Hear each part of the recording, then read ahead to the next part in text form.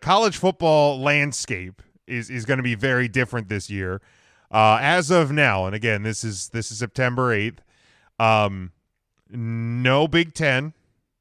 Nope. And no Pac-12. Our Fighting Irish are no longer independent for this season. They are part of the ACC. The ACC and the AAC are not doing divisions within their conference this year. So, like the Big 12, they will be number 1 versus number 2 for the championship.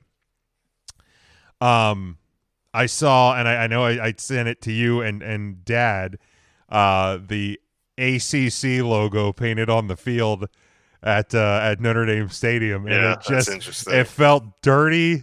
It feels weird. It's probably going to look even weirder because there's going to probably be ACC patches on the Notre Dame jerseys this year. Probably. Which is just it's going to feel strange. But then again, what hasn't in the year 2020? So let's go ahead. Like I said, no Big Ten champion. So let's go ahead then to the ACC, and I'm going to go right along the lines with the ACC prediction, or like the expert predictions for the ACC this year, and go Clemson as my number 1, Notre Dame as number 2. Looking over the rest of that conference, I don't see any real viable options out of those two, because with the 10-game schedule, looking down over it, even if Notre Dame or Clemson hiccup somewhere else, they play each other still in November at Notre Dame Stadium. Mm-hmm. I don't see any other team competing for the ACC. So I got to give Clemson the edge. I think, at least what we know now, they are probably the better team. So I'll give them the number 1 edge, but I'll go Clemson 1 and Notre Dame 2. Yeah, I think I'm kind of with you. I mean, obviously, as far as the two kind of proverbial teams in there, I mean, those are the two. And, the way, obviously, they've set up the interconference schedule, everybody plays. At least they tried to get the big games on. The ACC doesn't really have anybody else to me either that I think will challenge for that 1-2. But they have a lot of sneaky, teams like Pitt and North Carolina. Probably not NC State, but there's some sneaky ones in there. But UCF's not a USF is in there. Is that the one that's in there? That's Notre Dame's non-conference game. Yeah, it's Notre Dame's non-conference game, USF. Which is a sneaky game for Notre Dame. But yeah, that one worries me a little. It's a little scary. At least it's at home. But I don't know. I see a lot of scenarios where Notre Dame's able to upset Clemson, especially with it being at home. It's just kind of one of those. I think a lot of those scenarios are Notre Dame loses one and needs the game to stay alive. Right.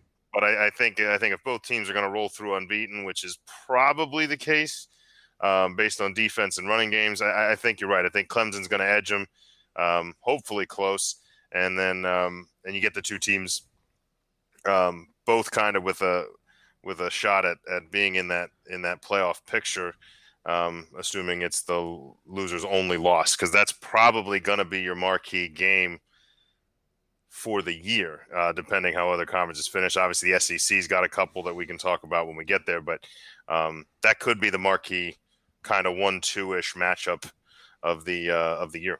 Yeah, and obviously we'll touch on the SEC, but because the ACC is pretty much like we said, I think Notre Dame, Clemson, and kind of everybody else. There's some other good teams. I don't want to just automatically say that there's no other good teams, because there are, that could potentially hiccup Notre Dame or Clemson, because I think Clemson had a few guys that opted out.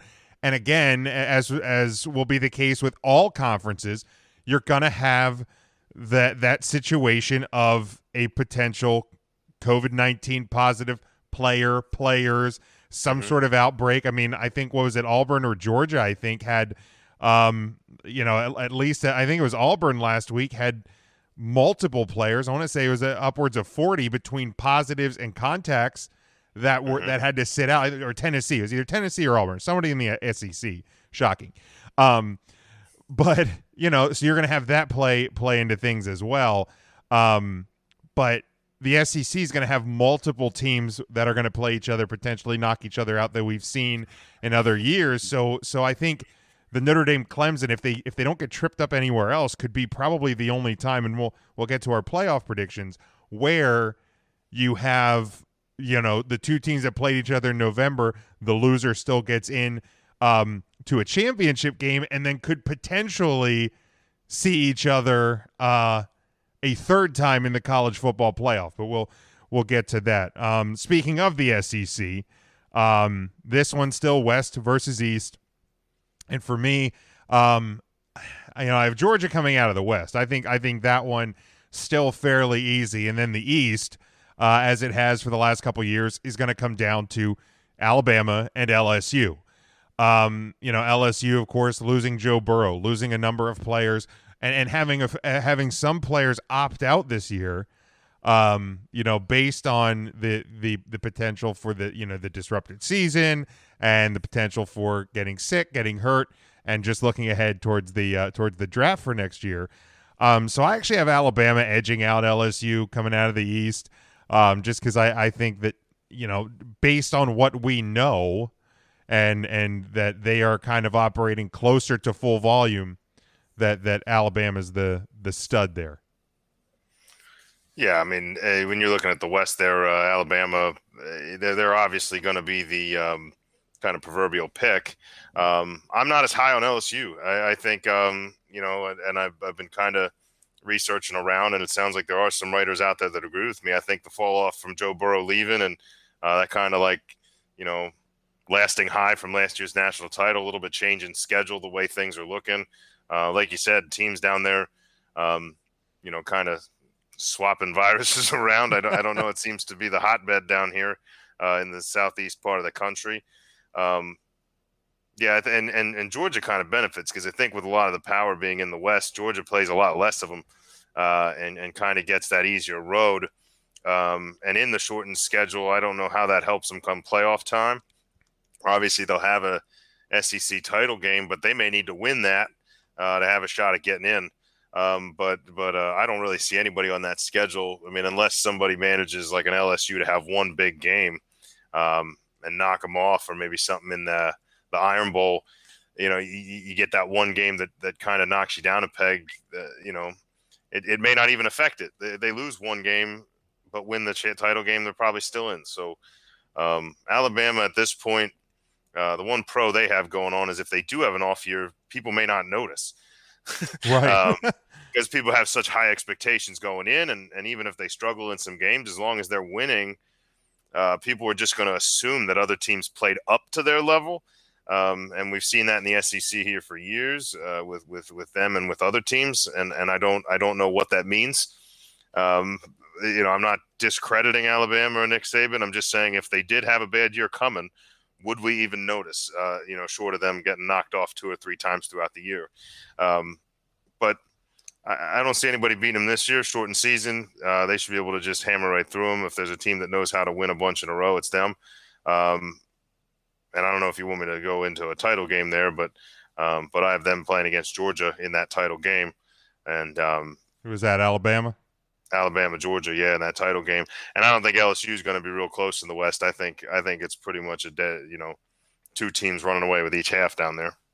Yeah, and it's been a fairly easy conference to predict over the last couple of years, and until somebody else jumps up and grabs that ring, it's going to be one and the same. Again, no Pac-12, so we can jump right over the Pac-12. They, I think, are still maybe hoping to play in the winter, spring. I have no idea, or maybe they're just going to write everything off. Yeah. I don't see how playing in January is going to do anything beneficial for anybody, because your playoffs are still going to be determined as normal. So then let's jump to the Big 12, and again, I think this one, to me, fairly easy. I think you're looking at Oklahoma and you're looking at Texas. I mean, you can always get some of those weird games, like when you get into the schedule, and obviously this year again, conference only schedule. you're going to see the Oklahoma State stuff like that. Somebody might trip somebody up somewhere. But until I see it happen, I'm going to go Oklahoma and Texas. Oklahoma 1, Texas 2. You get the Red River rivalry. Easy for me to say after drinking a couple. Yeah, I think you're gonna sit there and you're going to see those teams, and it's going to play out. I think Oklahoma is the best team, but I have Oklahoma 1, Texas 2.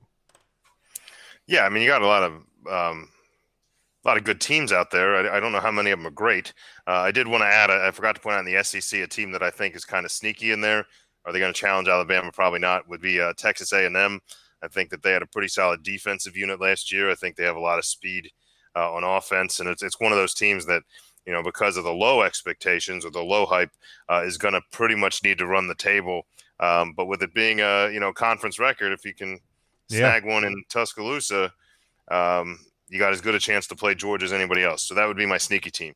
But in the Big 12 beyond, like, there's some players I like. Oklahoma State's got a running back that's going to challenge for the Heisman, and they have a lot of speed there. Baylor's got a lot of great defensive speed. But you're right. I just don't see a lot. I think Texas has the skill set to beat Oklahoma. I think you could see them win the Red River Shootout, but I think there's a chance that they win that Red River Shootout, still lose over the course of the season another time or two, and end up behind Oklahoma. But with that title game scenario, those two could end up playing, right? Those two in the title game. The Big 12. I mean, every year is number 1 versus number 2. There's no. That's what I thought. Yeah, there's so no I think maybe they, I don't know. I mean, if Texas loses to Oklahoma, the nice thing for them is people expect them to lose to Oklahoma. You can just kind of go on a run after the fact. But I think you're going to go Oklahoma 1. You're going to go Texas 2. I would secretly like to see Texas lose the regular season matchup, only for Texas to win on the comeback. The comeback. That would be my kind of dream match. I would love to see Texas football relevant enough. The downside is for the Big 12, if Texas does get that win, I don't know if they're going to have the the resume to get into that playoff. I think your only real they would have to be undefeated out of the Big 12, whoever comes out of there, probably. It's going to be hard to tell this year because you're not going to have, you're not going to have Ohio State or a Wisconsin. You're not going to have a Big 10 winner up there near the top. You're not going to. I mean, the Pac-12 has tried to make their way towards the playoff a couple of times. I think Washington got in the one year. You're not going to have them this year. So maybe that one loss Big 12 team. But I think it's got to be Texas. They can't lose big to Oklahoma if they're going to lose to them and then get them on the comeback. Oklahoma, I think, could survive a loss in the regular season to get them in the title game because Oklahoma is so high to start the year. Yeah, and that quarterback, I think they're starting a freshman this year. Yeah, supposedly kind of in the same build and make as a Baker Mayfield or that kind of but that offense has always been a plug and play as long as they have that skill set. But yeah, I think we're on the same page. I'm tired of agreeing with you on everything, but we're picking conferences that,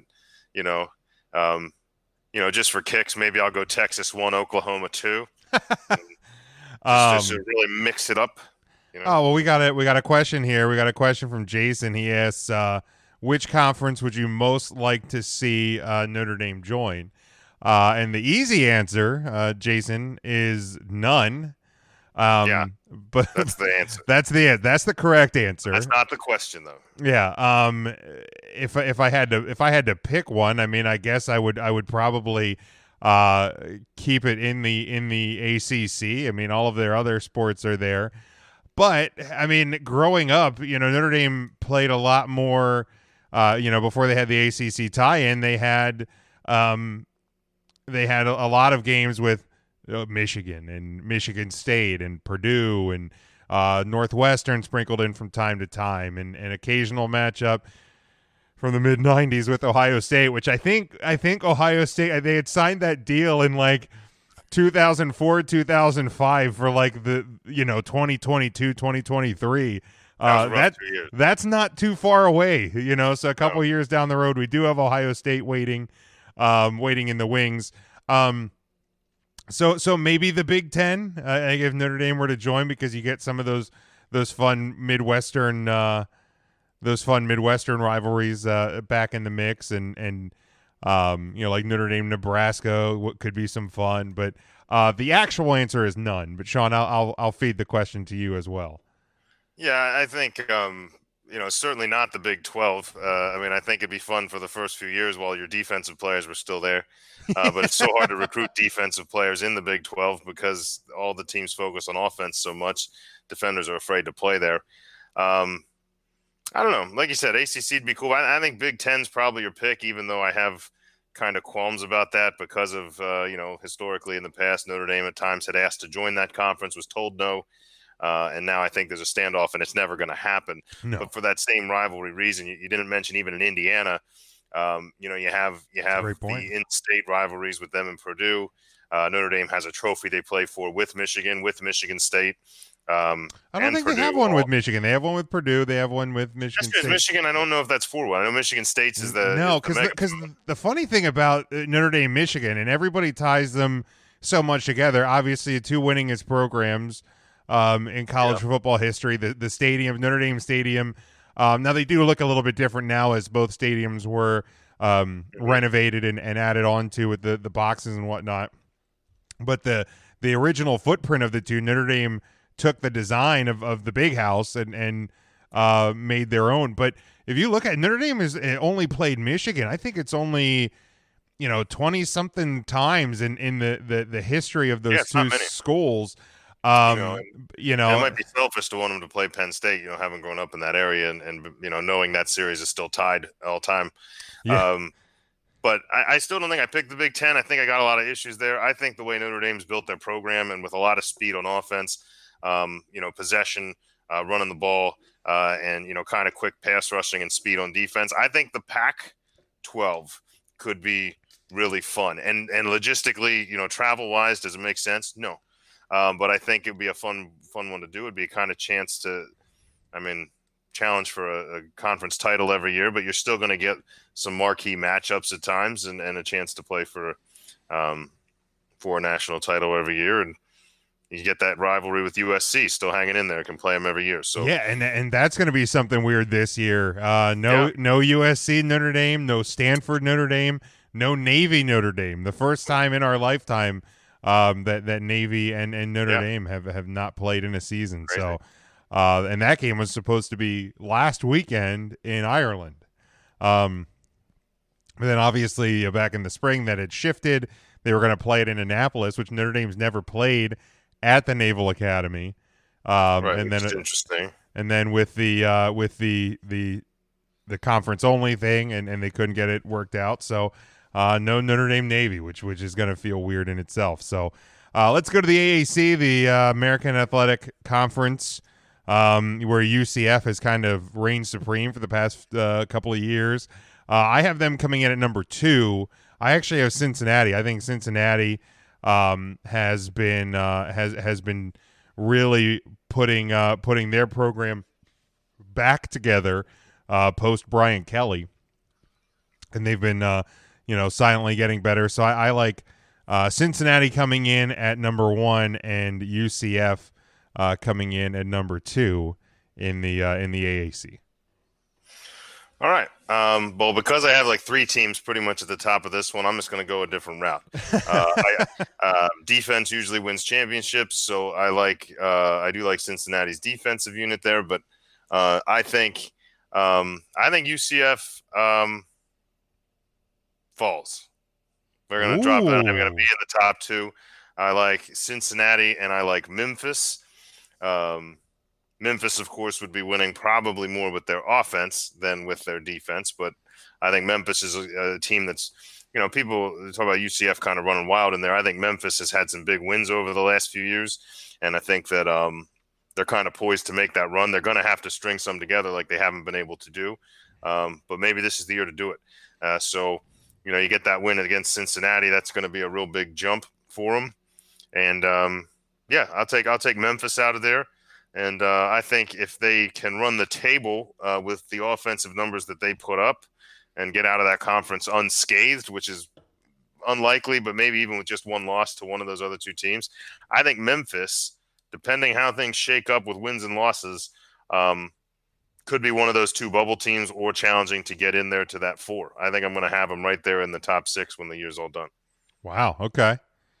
So that you had Memphis, and who else was the other team for the championship there? I guess Memphis, Cincinnati, since I officially on record said that UCF would get bumped out. So I guess Cincinnati's in there with them. All right, there we go. All right, let's crystal ball it a little bit here. We're going to look at the Heisman Trophy and then predict our top 4 teams that will make it to the college football playoff.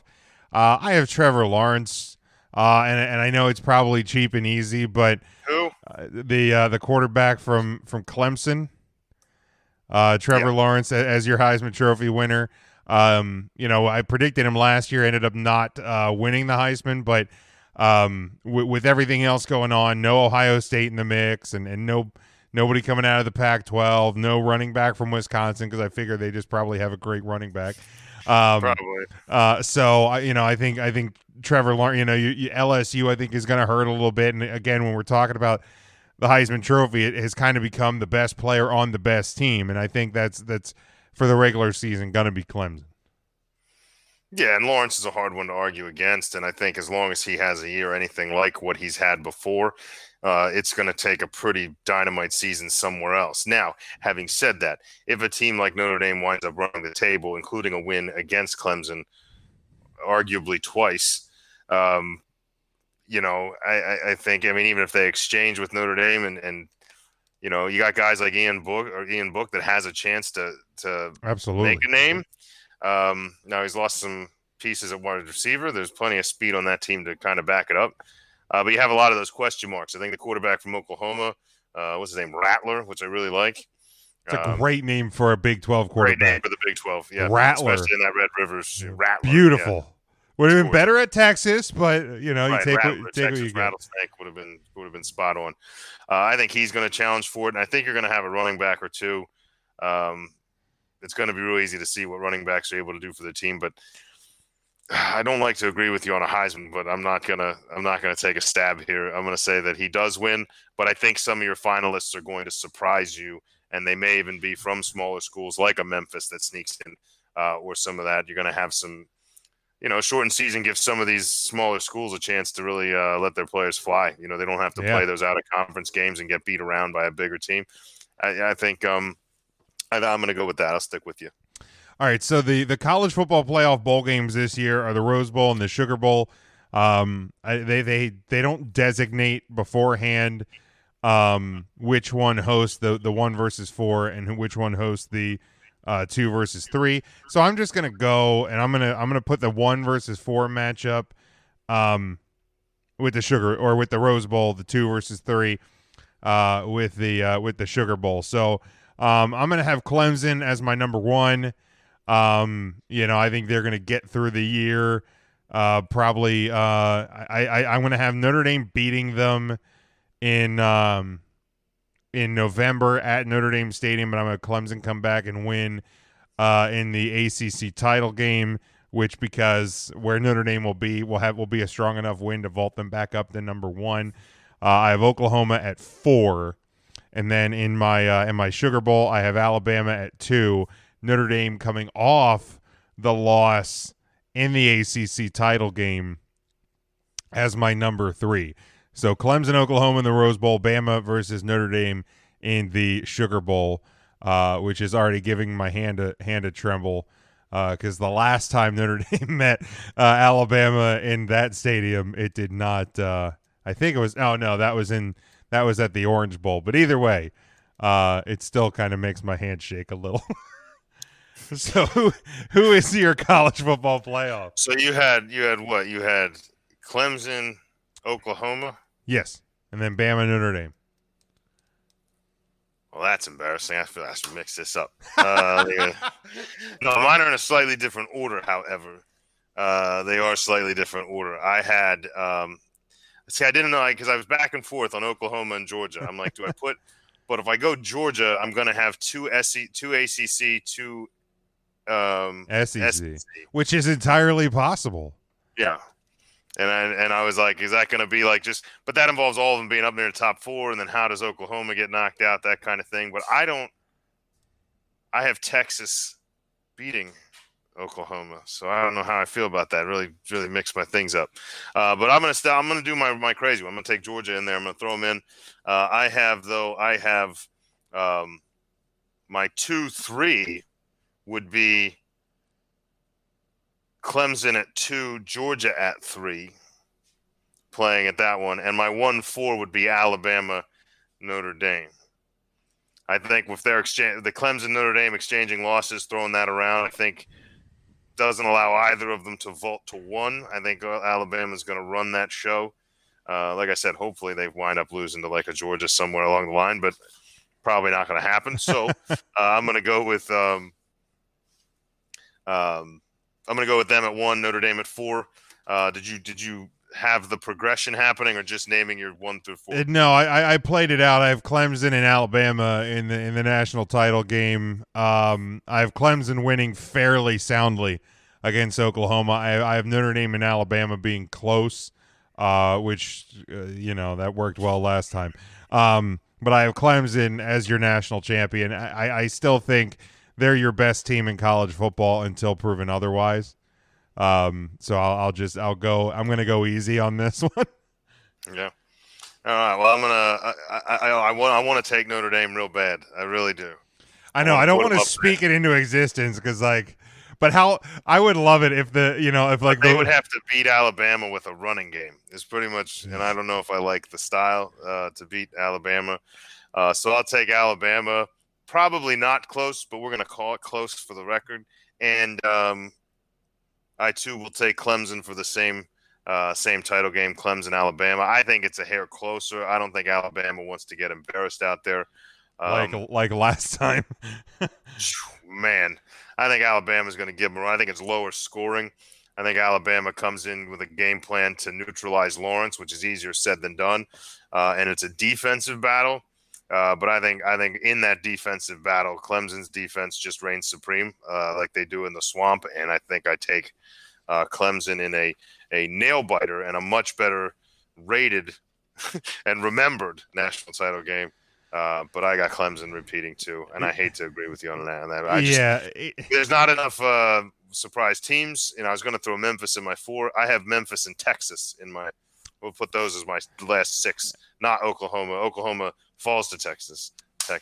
Very good. Yeah, and again, it's because it's one of those situations where you don't have that USC Clemson matchup. You don't have that Alabama. You don't have those Florida States that are these out of conference sometimes rivalry games that result in a shocking loss. You have these conference matchups, which, as we've seen over the years, the Big 12 is kind of ruled by 2 dogs. The SEC is ruled by 3, but really just one of them.